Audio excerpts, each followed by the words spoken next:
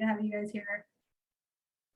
Today we are going to be planning for strong instruction and spending a good chunk of our time kind of looking ahead to next year and getting your reflections on this year, since this is our last session together. So a couple of housekeeping reminders before we dive in. As always, we are recording this session and we will post all of the materials to the MDE website. Again, please make sure your Zoom username includes your school to help us with breakout rooms later on. And then there is no note catcher for today's session, but you will need the CSI cohort workbook, which Erin will share in the chat. Throughout the session, we're going to be adding a few different things into that workbook. So go ahead and keep it open in your browser. All right, today we are going to spend the first half engaging in a problem-solving protocol to brainstorm strategies to improve access to strong instruction in our schools. Then in the second half, we're going to spend time reflecting on progress towards your school improvement goals, lessons learned this year, and their implications for your work next year. Considering those objectives, I'd love everyone to take a moment to identify one or two of these norms that feel most important to you to keep top of mind today.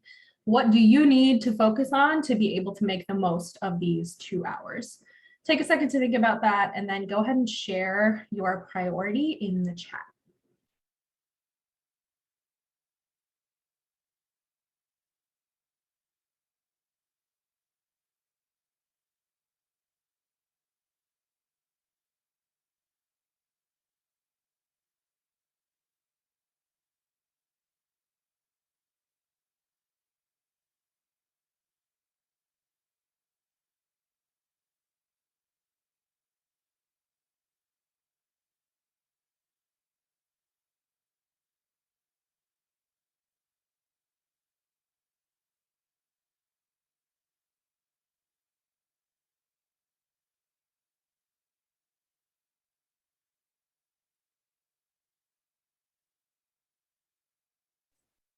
Thank you guys for sharing. I'm definitely seeing some trends here, and I see a few stay engaged, which I'm glad for. That's the one I kind of want to call out for myself and just for all of us as a group. Like we mentioned already, it's a crazy time of year. I'm sure it is very hard to sit in any kind of virtual training for 2 hours when you have a lot else on your mind. But I did want to call out the norm of staying engaged, just because since we're closing out the year today, we are going to be doing quite a bit of independent reflection and small group discussions. And of course, that time will be more meaningful for all of us if we all commit to really digging deeper with our personal reflections and helping our colleagues dig a little deeper as well, which of course requires staying engaged. So thank you for calling that out. All right, let's jump into our opening. So since it's our last session, we want to do a little bit of recap of the year. We've covered a lot this year. We've packed a lot of deep and sometimes complex concepts into just a handful of sessions. So here's just kind of a quick look at our journey. We kicked off our learning in November, which feels like so long ago, by digging into the foundations of learning acceleration. Then in December, January, and February, we learned how to identify whether an assignment is grade appropriate. We engaged in a mini audit of assignments at our schools, and we brainstormed how to improve students' access to high quality assignments in class. So I spent a few months focusing on grade level assignments. And then in the last couple of months, we sort of pivoted just a little bit to focus on strong instruction. We learned how to identify whether instruction is grade level appropriate and culturally responsive. And we observed instruction from some of our schools to identify strengths and gaps. So we ultimately kicked off this big arc of learning on the premise of the opportunity myth, and really digging in and reflecting that when students do have access to the 4 key resources, their outcomes improve. And just a quick reminder, those 4 key resources are grade appropriate assignments, strong instruction, deep engagement, and high expectations. And so this finding was especially true for students who started the year below grade level, which is super relevant considering the context that we all are entering this space in after the pandemic, or with the lasting impacts of the pandemic. So these very same students who came in that we often instinctively want to say, okay, we're going to meet them where they are instead of maintaining a grade level bar. When we had these 4 key resources in place, they not only met, but exceeded expectations. And so now, yes, while all 4 of these key resources are critical for students getting meaningful educational experiences, we spent our time really zooming in on grade level assignments and strong instruction. And the reason for that is because those 2 are extremely significant prerequisites for learning acceleration to be effective. At the end of the day, if the work that we put in front of students is not grade level, then how can we really advance them towards the next grade level and beyond? And again, to couple with that, the strongest instruction, those high expectations, that deep engagement really doesn't mean anything without that foundation of grade appropriate assignments. And so we said, okay, great. Like if that's our starting point, we're going to make sure that we feel really, really confident by the end of the series, thinking about what does grade level instruction really look like for us in our schools, for our students, and then how do we support strong instruction to really elevate those grade level assignments. So for the first half today, we're going to continue that conversation around strong instruction before we kind of take a step back to think about the year as a whole. So your pre-work for today's session was to just observe some additional classrooms at your school, which you're probably doing regularly anyway, using the ELA and math tools for strong instruction to start to identify, just for yourself, we didn't ask you to submit anything, but just to start to identify some trends across classrooms to inform a problem of practice. So as a reminder, kind of before we jump into the problem-solving protocol, as a reminder, both of the ELA and math tools that we've been talking about the last couple of sessions have the same 4 domains: culture of learning, grade level content, instructional practices, and student ownership. I'd love to open up the space before I talk more about this to just hear from a couple of folks. What are any trends that you've noticed recently in classrooms you've observed at your school for any of these domains or multiple of these domains? And you can share a strength or a growth area or both. We'd just love to hear kind of a couple of reflections from recent observations.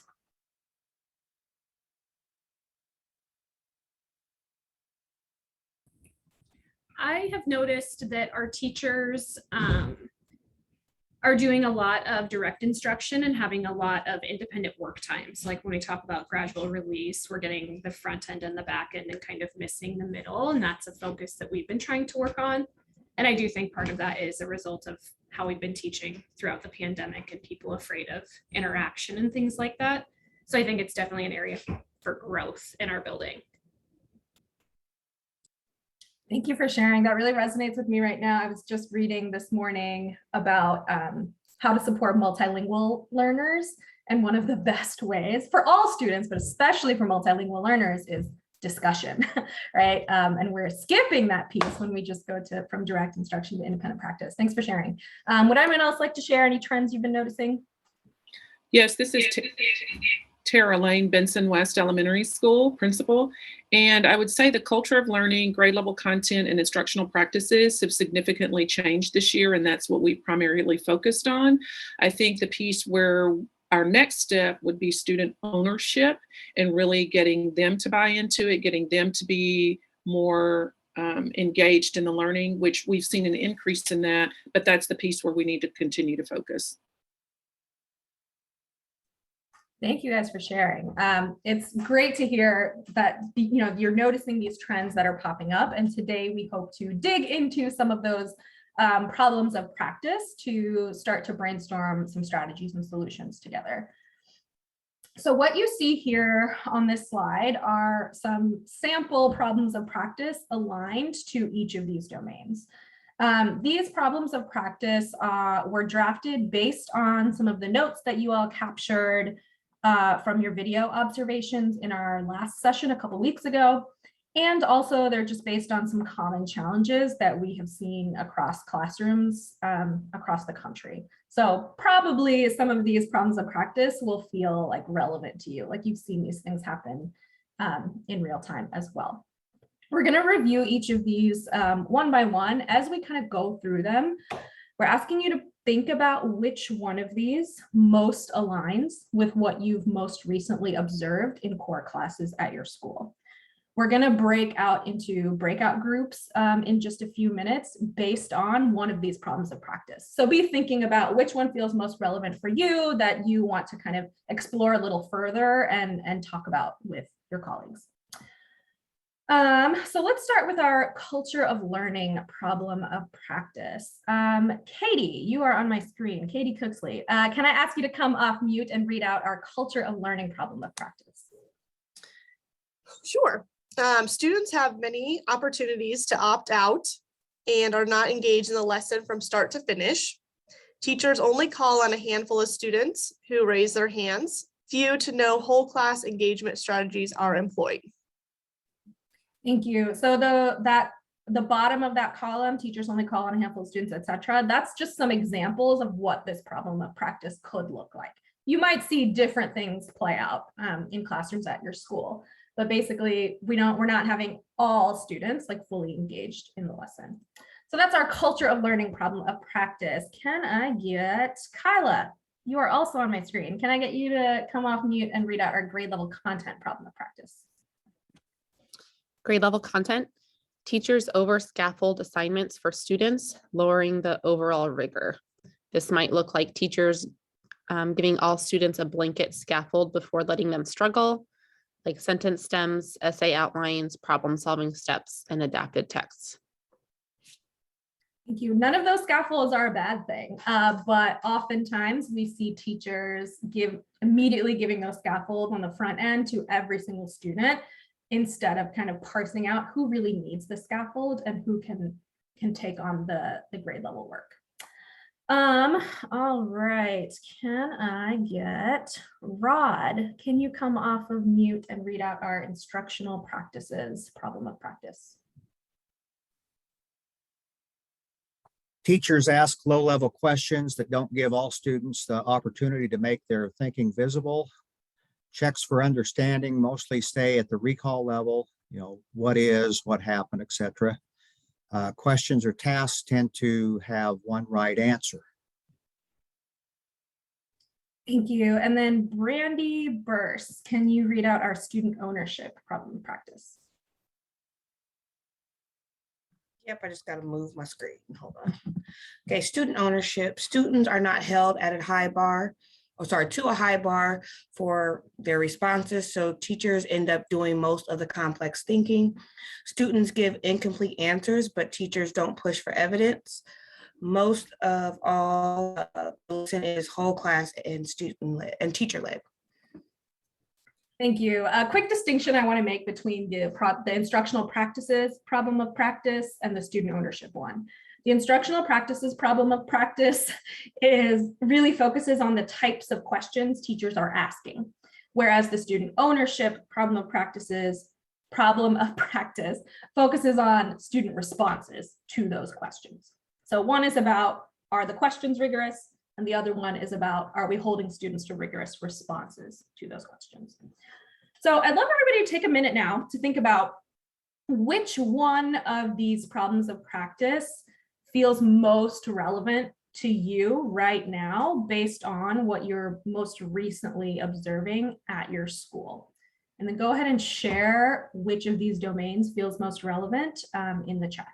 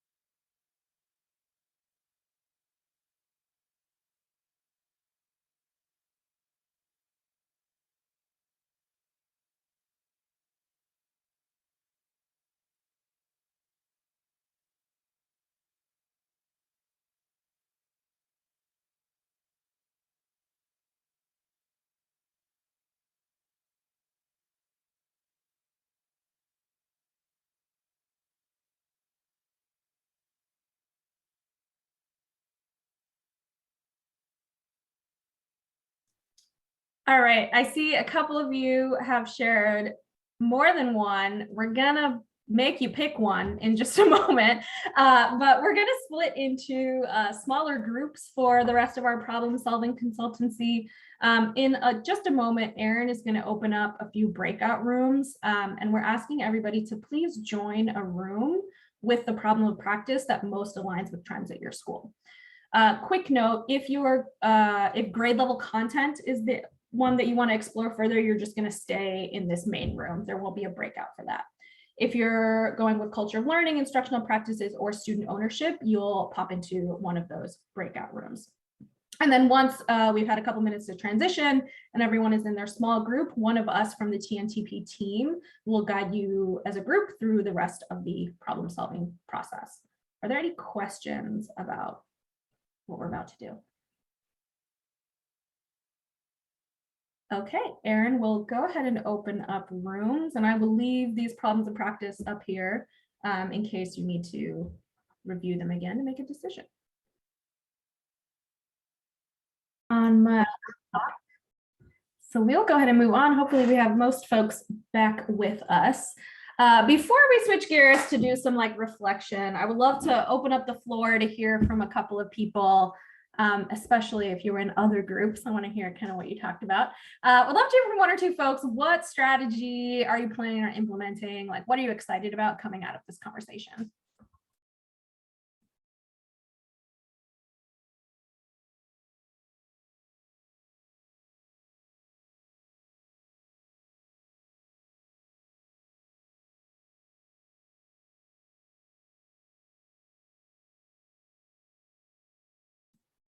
TNTP people, feel free to warm call people from your group.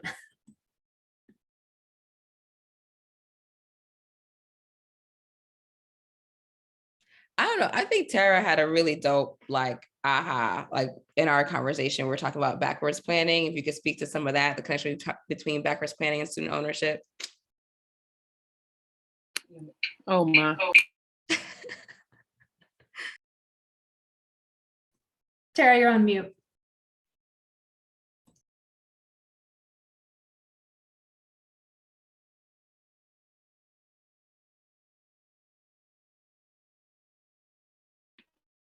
Okay, try it one more time. Can you hear me now? Well, I'm not sure what's happening. They're nodding their head. They can hear you. They can. Yeah. Okay, so we were talking about, which thing are you talking about that we were talking about? The connection between backwards planning and student ownership that we dug into in our conversation. Well, you know, I think it's interesting because we were asking the question of, once we started having this conversation, were we really talking about student ownership, or were we really talking about more still the teacher component of it? Because we continue to talk about backwards planning, we talked about grade level meetings, we talked about still what the adults were doing versus the ownership of the student. And so I think we came to the realization that they have to go hand in hand, that in order for students to take ownership, we have to have good planning, all opportunities planned for, all questions established ahead of time, all assessments created, and what do those exemplars look like, so that we know whenever we're working with students and they're asking questions, we're not caught off guard. Because I think that that's what people are reluctant about, is that I'm not sure where to take students once they start asking those deeper questions of adults. And so I feel like we had that question and came up with, we still have to have that backwards planning, which drives that student ownership piece. I love that. Thank you for sharing. We start in the instructional practices group. We also like briefly mentioned this idea of like, in order to ask good questions and respond to student misconceptions, as a teacher, you need to deeply understand your content, the standards, the curriculum, et cetera, or in the moment, you're not going to know how to respond. So I feel like that kind of goes hand in hand, Tara, with what you just shared. Thank you. Would anyone else like to share before we move on?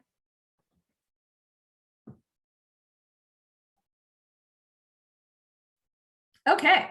So we're going to switch gears a little bit to zoom out from strong instruction and kind of reflect on the year as a whole, but we're going to continue doing some independent reflection for a little bit. So in our first session in November, you captured your school improvement goals and some notes around how you might like think about them differently based on a focus on learning acceleration. All of that is captured on tab 2, all the way back here, of our CSI cohort workbook where it says vision and goals.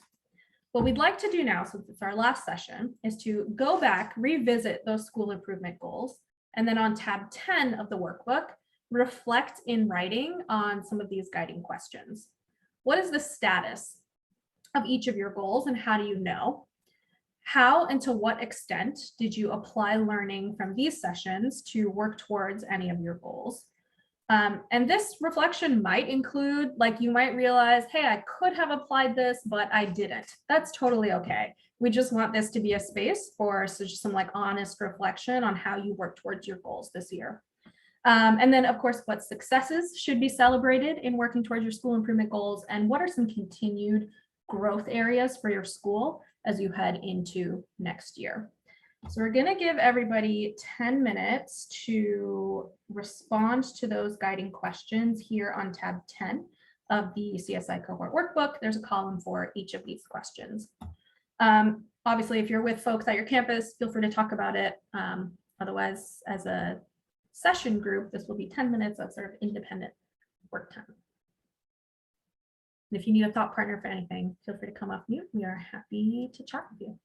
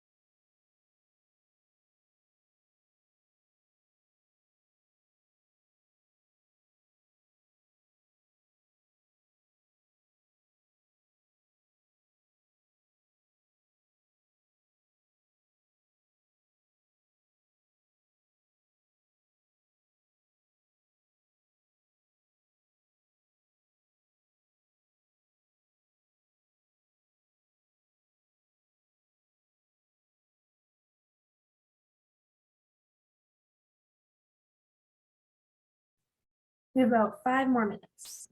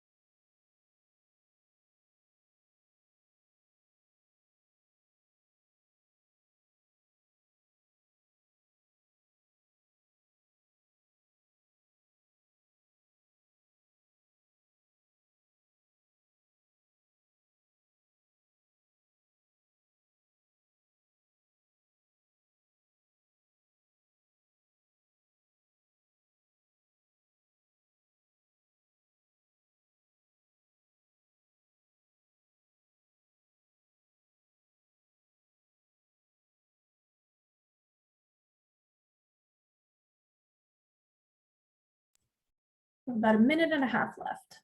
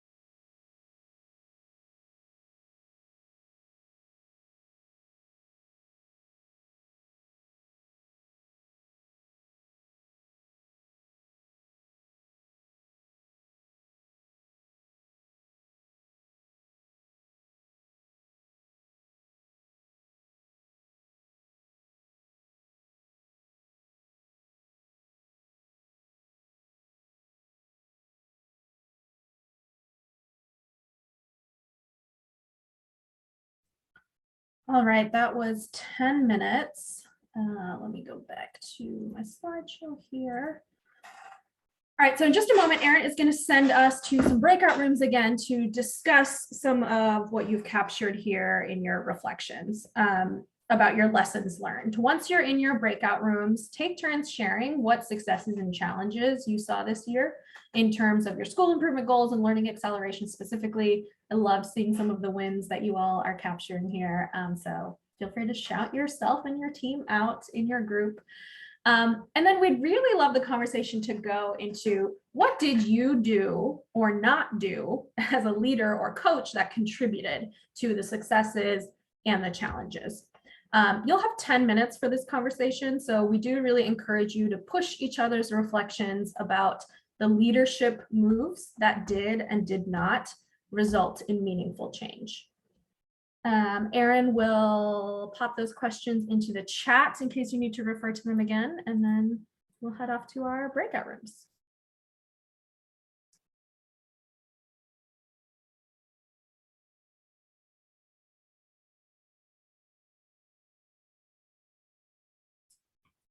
Hi, if you are not assigned to a breakout room and you're still in this room, it's because I'm not sure what school you work at or where to send you. So if you can just either send me a message, which school you work at, and then I can get you to where you need to be.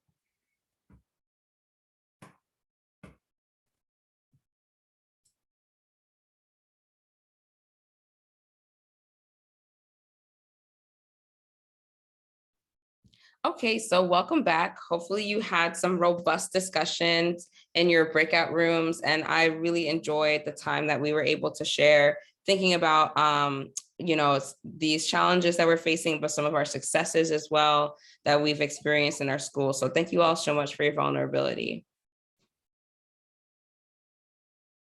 Okay, so we've showed you the slide at the beginning of today's session.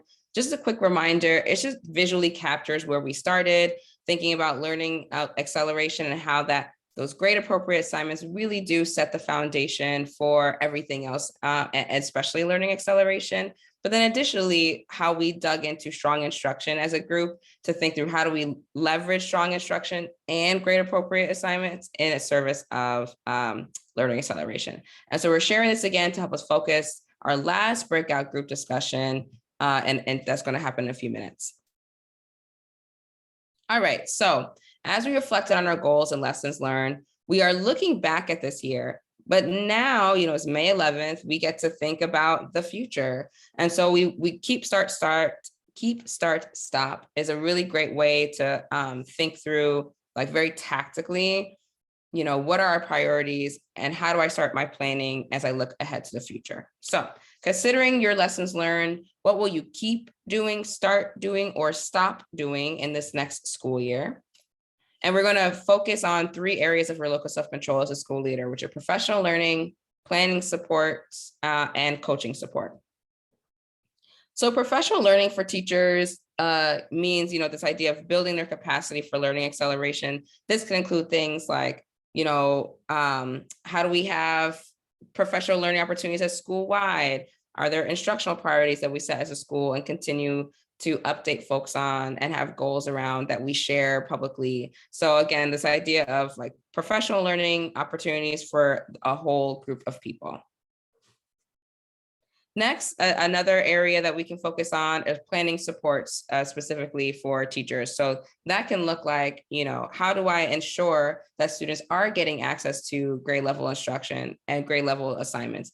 Let me institute a feedback structure so I can look at lesson plans or look at unit plans. How can I assess planning internalization, et cetera? So this is an area that we can either keep, start, or stop in relation to planning supports for teachers. And then finally, coaching. What coaching supports can we keep, start, or stop to increase students' access to strong instruction? This can include things like observation debrief cycles, tools to use for walkthroughs. We were just having a conversation about like look-fors in our last breakout room, like how do we elevate look-fors to help us build systems of accountability, and also provide meaningful feedback that can take instruction to the next level. So as you discuss what you'll keep, start, or stop doing for these next 3 areas. Have one person for your breakout room. Just capture some of those notes on tab 11. So have like a scribe, if you will, while this discussion is happening. What will you keep, start, or stop?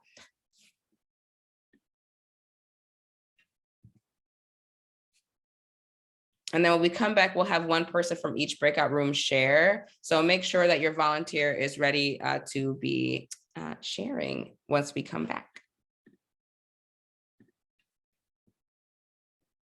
I'll spend about 10 minutes doing this.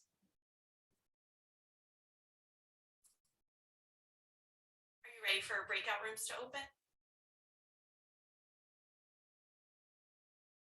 Yeah, I just opened them. Sorry. Oh, okay.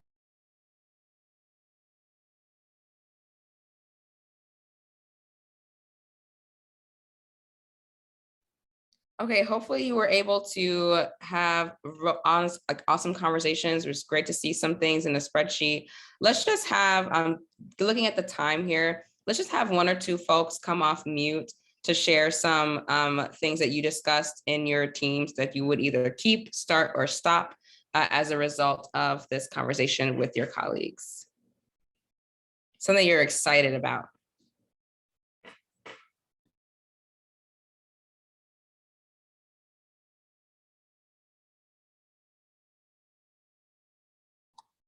I'll go ahead and share for one of our groups, the group that I was in.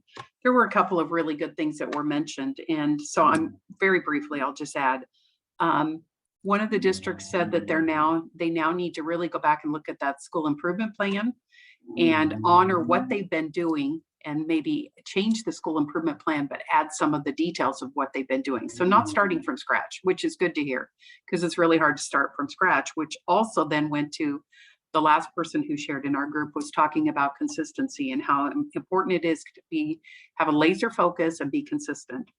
And then the other, another person talked a lot about gap kids.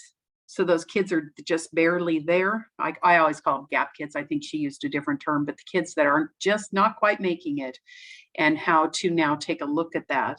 And then we also talked about the fact that celebrate the growth that has occurred.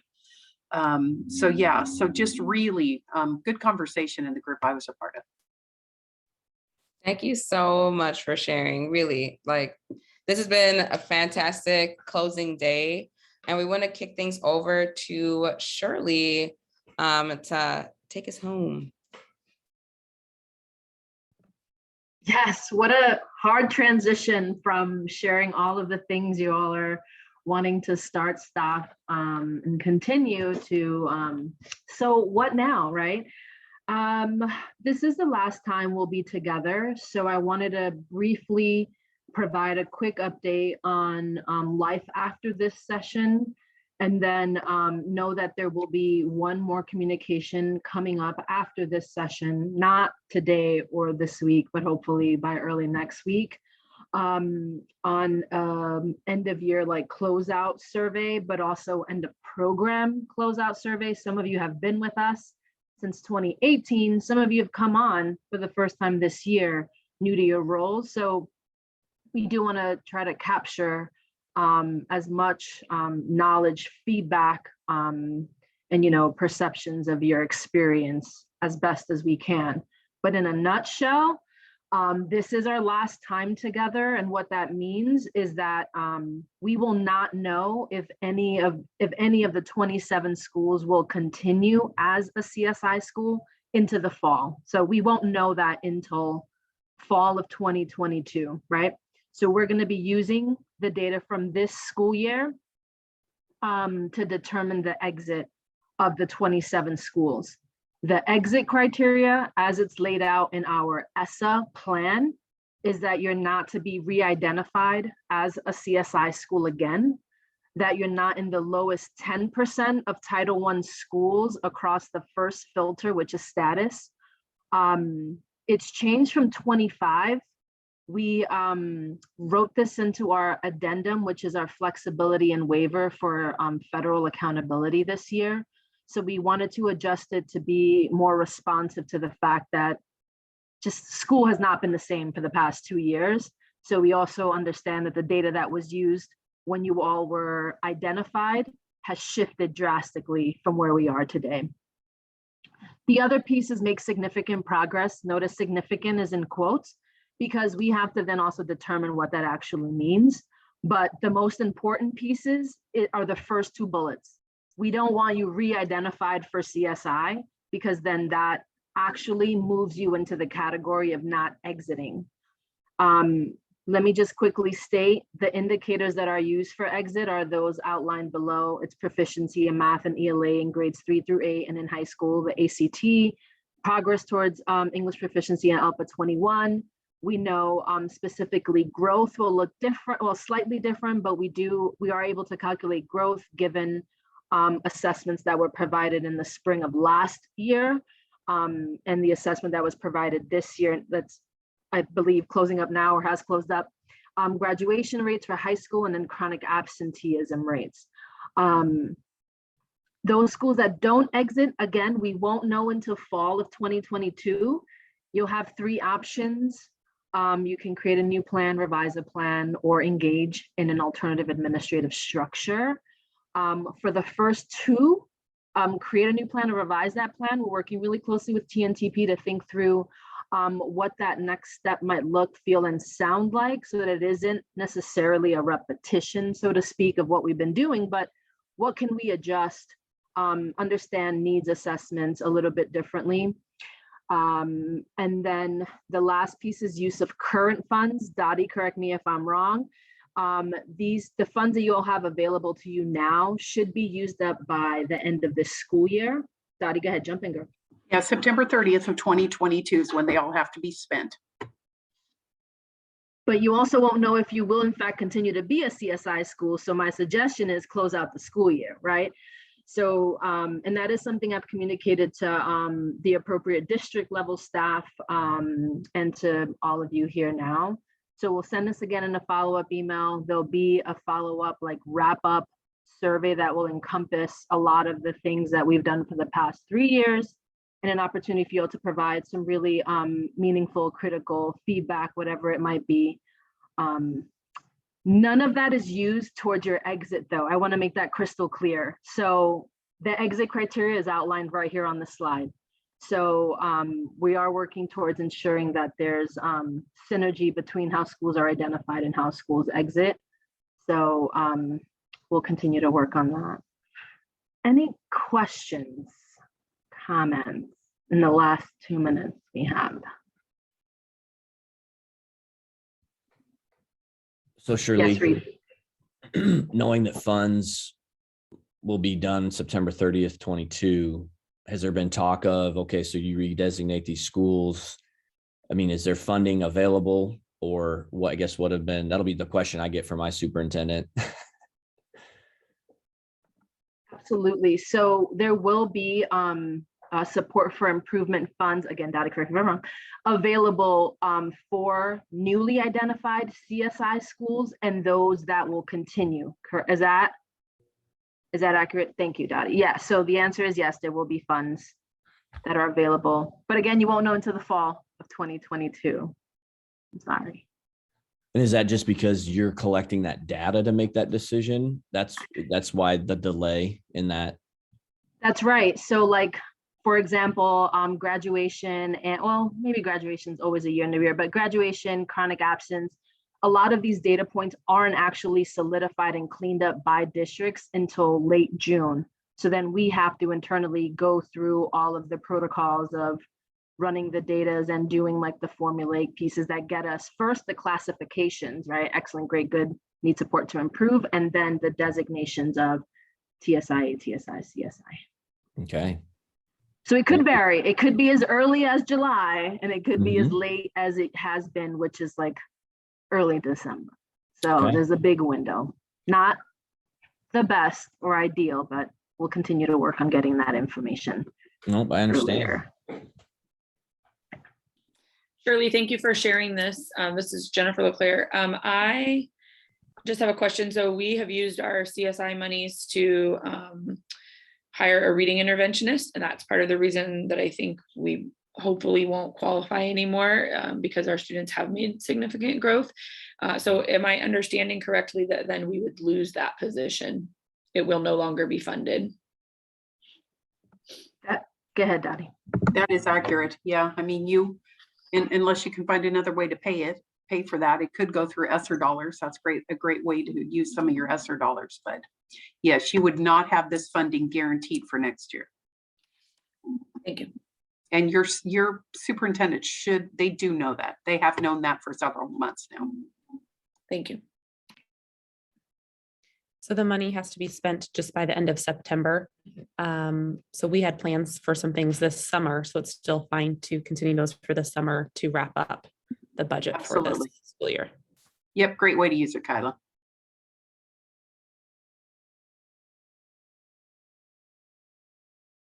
And I just, some clarification, I guess, we had looked at, and Dottie and Kirk, actually, we had an email exchange. Kirk and I had a long conversation, but those funds, we, in the years past, when we've worked, I'll be honest with you, when we worked with Tim, some services we could pay for and use for the following as a continuation. But I guess Dottie and obviously we're talking to Kirk on the phone after your email. That's not true anymore.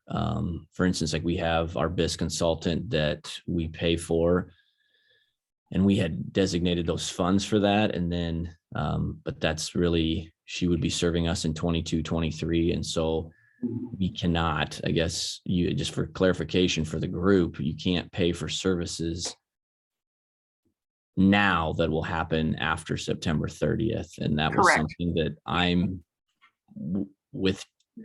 it wasn't always the current practice. So just for clarification for the group, not to be, just for clarification for the group. Cause like I said, it has, we've been a SIG school. And as we transitioned through that, we had Tim and we had, she's at Niobrara now, but they were our consultants, Adrian. And so, it's a continuation of the services. And so, whether it's 3 years of math curriculum or BIS. So just, like I said, clarification for the group that you can't use it. Don't spend it on something you plan to use after September 30th, because you might be on the books to pay for that out of your own budget. So yeah, Reed, excellent point. I'm glad you brought that up. We found out that you cannot prepay for anything because you're not guaranteed that money. So that's why you can't extend it into next year's school year. So thanks for that. We'll make sure to make that crystal clear too in that follow-up communication, Reed, especially for those that weren't present today. It's 12:02. You all have been rock stars for sticking with us, not only today in the past year, but for as long as you have been. So thank you for all that you do. I hope I don't see you all again in this capacity, but if you do, this is why we're here. So we will continue to work alongside all of you. The survey for one last time from TNTP is in the chat. Please complete it as best as you can. And then there will be follow-up communication from us and the NDE team. Thank you all very much. Enjoy closing out the year and have a great summer. And I will speak to many of you at another time. Bye. thanks, Shirley. Bye. Thanks, Reed.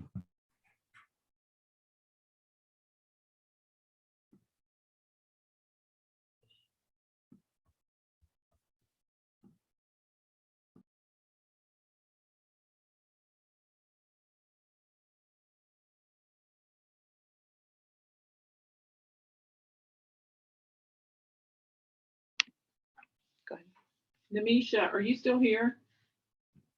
Yes. You said you're in Dallas, right? Yes. So I still have a house there and I'll be back there this summer. What part of Dallas do you live in? That's amazing, by the way. I live like close-ish to White Rock Lake, like far northeast Dallas. Okay, so do you know where the big Central Market is on Lover's Lane? That's my neighborhood. Okay, well, when you're here, I would love to catch up. I will, because I will email you. I'll get your email address, I guess. Yeah, I put my email in the chat. Yeah, I would love to take you out for a coffee or lunch or something. Yeah, we'll get together, because I was telling her, I said, I didn't mention it to you ever before, but I was like, this is our last one. But yeah, I live, and so I still have a house there, but I'm in Nebraska. So yeah, I'll be there this summer. Amazing. I'm excited to meet you in person. Yeah. All right, we'll get together soon. Thank you. All right, bye.